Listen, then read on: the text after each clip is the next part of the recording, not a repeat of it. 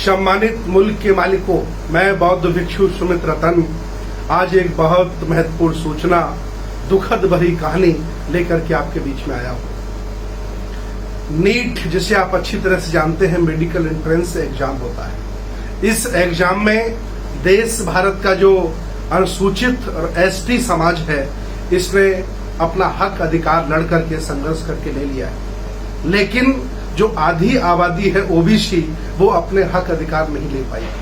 अर्थात आज देश भारत के अल्पजनों के चेहरे पर जो मुस्कान है, उस मुस्कान का कारण है क्योंकि नीट से ओबीसी को बाहर फेंक दिया गया है। अब आपका बच्चा नीट के माध्यम से आरक्षण नहीं ले सकता, आधी आबादी को आरक्षण नहीं दिया गया, आपको बाहर कर दिया गया।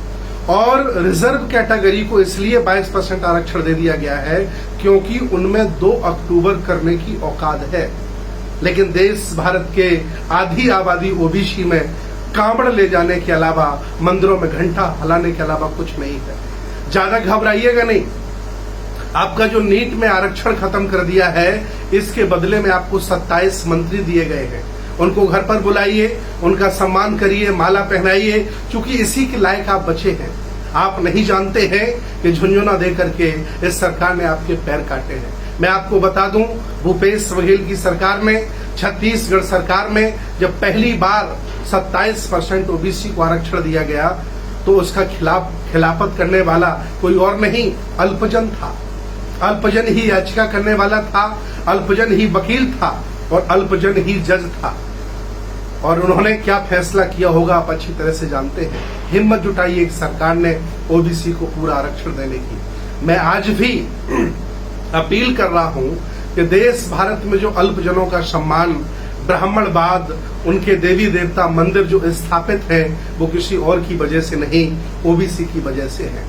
और इतना बड़ा कुठाराघात होने के बावजूद भी ओबीसी में कोई उछाल, कोई कह सकते हैं कि क्रांति और आंदोलन नहीं आया, और किसी ओबीसी नेता ने बयान भी नहीं दिया।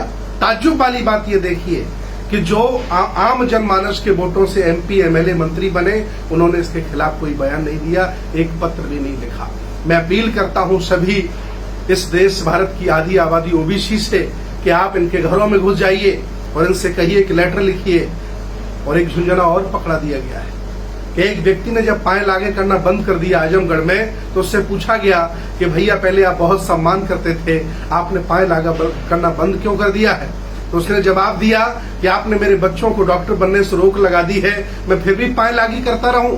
तो पाए लागी वाले बोले कि तुम भैया नहीं समझ पाओगे, पहली बार हमने ओबीसी प्रधानमंत्री दिया है। अर्थात ज्यादा घबराने की जरूरत नहीं है, आपको ओबीसी प्रधानमंत्री भी मिला है।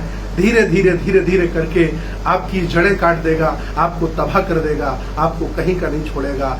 जिस गुलामी से बाबा साहब आपको निकाल के लाए हैं, उसी गुलामी में वापस आपको ले जाना चाहते हैं। उनमें 2 अक्टूबर करने की औकात है, इसलिए नीट में पूरा आरक्षण वो ले गए, आपको बाहर कर दिया गया, आपकी कोई औकात नहीं है। जागो जागो बहुजन जागो। आप कोई साधारण लोग नहीं है, आपके घरों में संतों, गुरुओं, महापुरुषों ने जन्म लिया है।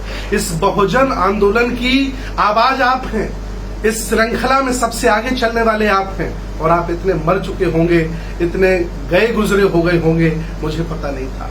आज पूरा देश का जागरूक ओबीसी रो रहा है। इवन शेड्यूल कास्ट के लोग जो हक वंचित थे, असहाय थे, कमजोर थे, अस्पृश्य थे, वो आज अपने मेहनत करके, संघर्ष करके अपने हक अधिकारों को ले रहे हैं, लेकिन ओबीसी नहीं जाग रहा है। मैं आज भी अपील करता हूं कि एक दूसरे का सब साथ दीजिए और सब मिलकर के अलग अलग गुटों में मत बटिए, तभी जाकर के सबके अधिकार सुरक्षित रह पाएंगे। एक बार फिर मैं आपसे कहना चाह रहा हूं, अगर आप चाहते हैं कि आने वाले बच्चे आपके डॉक्टर बने, IAS, PCS, जज, डॉक्टर, इंजीनियर बने, तो जाग जाओ, होश में आ जाओ।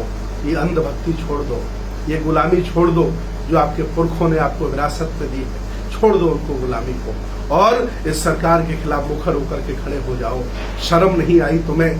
तुम्हारा आरक्षण 27% नीट से बाहर कर दिया गया। शर्म नहीं आई? शर्म करो। मैं बार बार आपको आता रहूंगा, आपको जगाता रहूंगा और आपको समझाता रहूंगा कि आपके साथ कहां न्याय हो रहा है। बहुत बहुत धन्यवाद।